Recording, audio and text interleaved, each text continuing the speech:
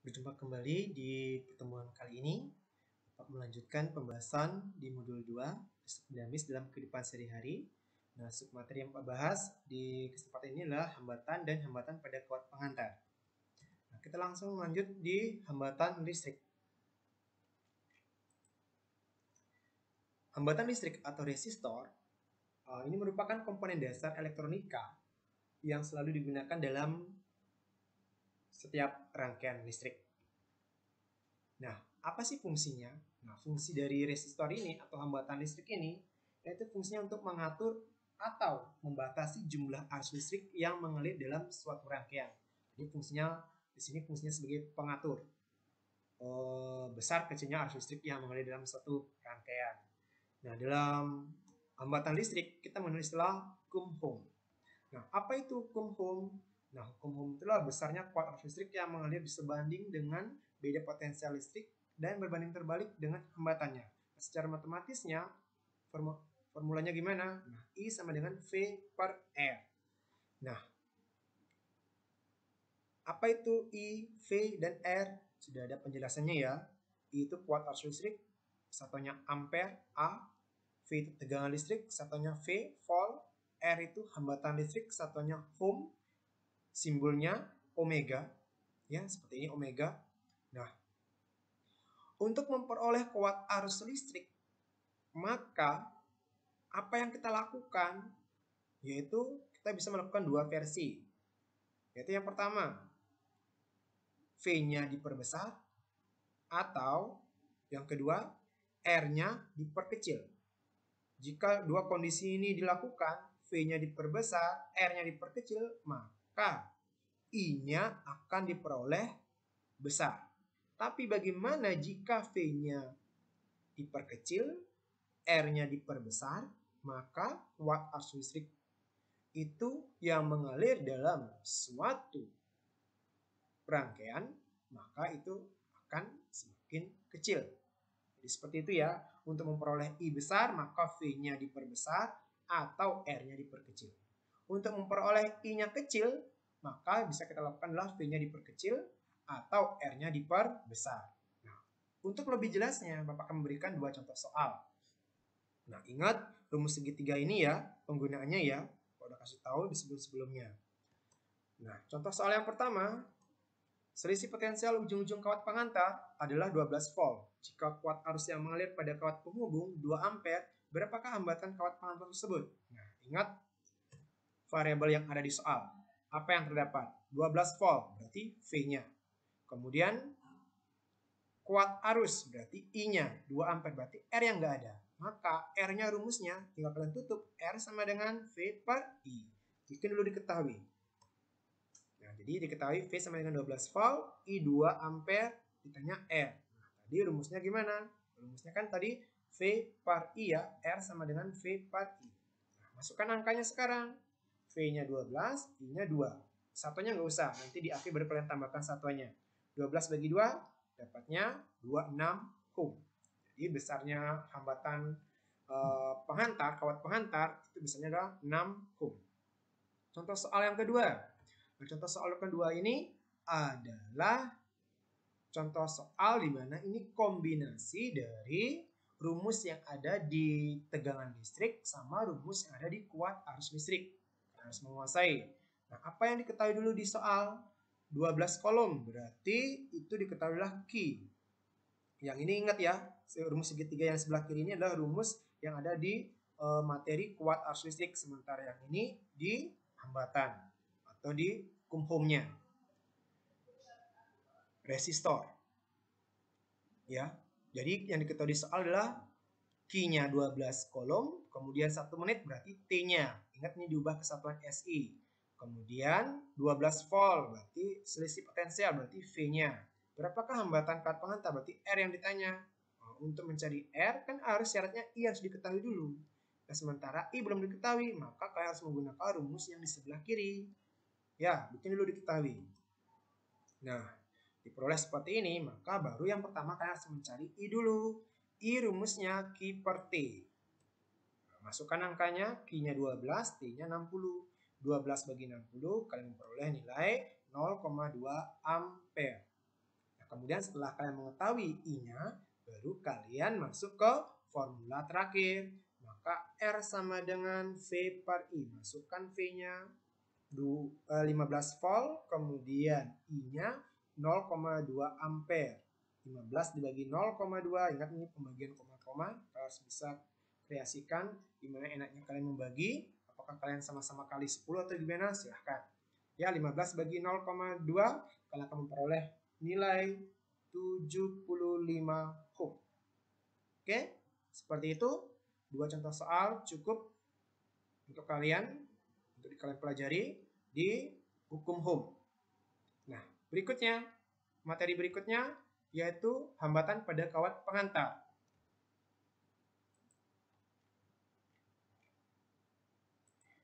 Di hambatan pada kawat pengantar, itu besarnya hambatan dalam suatu rangkaian itu tergantung pada jenis kawatnya, panjang kawatnya, dan luas penampang kawatnya. Ya, nah formulanya gimana? R sama dengan rho kali L per A. Ya, apa itu R, apa itu rho, apa itu L, apa itu A? Sudah. Perhatikan di videonya. Ya, R hambatan listrik, rho hambatan jenis kawat, L panjang kawat, A luas penampang kawat. Nah, rumusnya ini juga sama penyelesaiannya. Ya, hanya saja di sini ada pengecualian di rumus segitiganya. Nah, sebelum ke rumus segitiga, Bapak fokus di rumus yang di sebelah kiri ya. Nah, untuk memperoleh hambatan besar, maka ada 3 langkah atau 3 cara memperbesar R. Yang pertama, dipengaruhi oleh massa jenis. Dipengaruhi oleh hambatan jenis kawat. Semakin besar hambatan jenis kawatnya, maka hambatan listriknya juga akan semakin besar. Atau semakin panjang kawatnya, maka hambatannya juga akan semakin besar. Atau yang terakhir, luas penampang kawatnya diperkecil. Jika semakin kecil luas penampang kawatnya, maka R-nya yang dihasilkan maka juga akan semakin besar. Nah, tetapi bagaimana kalau kita menginginkan untuk memperoleh hambatannya kecil? Ada 3 juga. Hambatan jenis kawatnya, jika dia semakin kecil hambatan jenis kawatnya, maka R-nya juga akan semakin kecil. Kalau L-nya semakin pendek, berarti panjang kawat itu semakin kecil atau pendek, maka hambatannya juga semakin kecil. Atau yang terakhir, luas penampangnya diperbesar. Nah, kalau luas penampangnya diperbesar, maka R-nya diperoleh akan semakin kecil. Nah, untuk rumus segitiganya gimana? Ini ada pengecualian. Kalau rumus segitiga sebelumnya, kalian tinggal langsung mengeksekusi aja. Nah, tapi kalau yang ini kalian harus ada pengecualian. Nah, ketika yang di bawah ditanya, variabel yang di bawah ditanya, kalian tinggal langsung aja. Contoh, kalau R ditanya, kalian tinggal tutup aja huruf R, maka R-nya rumusnya rho kali L per A. Kalau A ditanya, maka formulanya rho kali L per R. Tapi kalau yang di atas ditanya variabel rho sama L, nggak boleh R kali A, L per R kali A, nggak boleh. Tapi harus kalian kondisikan rho dan L ini di bawah, R sama A itu di atas. Nah, ketika sudah kalian kondisikan seperti itu, baru kalian lanjut seperti caranya mencari R sama A. Nah, rho, kalau udah kalian anggap ini udah kalian kondisikan dia udah di bawah, maka rumusnya rho sama dengan R kali A per L.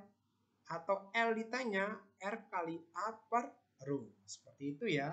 Nah, untuk lebih jelasnya, Bapak berikan 2 contoh soal. Contoh soal yang pertama, kawat baja dengan panjang 10 meter dengan berpenampang 1 mm persegi mempunyai hambatan jenis 0,025 ohm mm. Berapakah hambatan kawat itu? Nah, berarti R yang ditanya ya. Kalau udah R ditanya berarti rumusnya rho kali L per A. Nah, masalahnya sekarang bikin dulu diketahui deh. Ingat yang diketahui kan L-nya 10 meter. Terus A-nya 1 mm persegi. Rho-nya 0,025 ohm mm. Nah, pertanyaannya,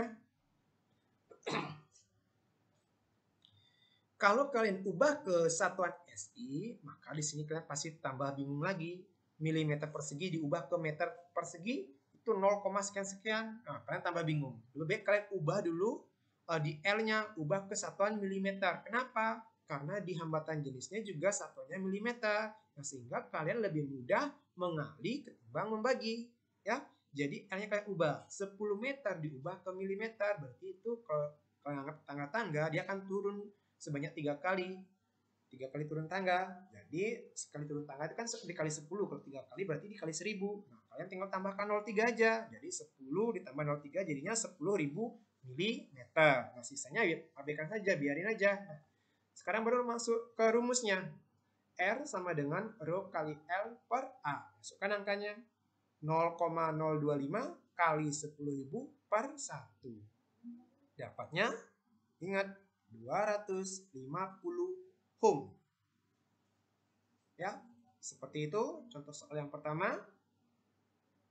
Ingat, perkalian koma-koma udah Pak ajarkan di materi modul 1. Jangan sampai kalian lupa lagi. Contoh soal yang kedua. Contoh soal yang kedua ini kombinasi.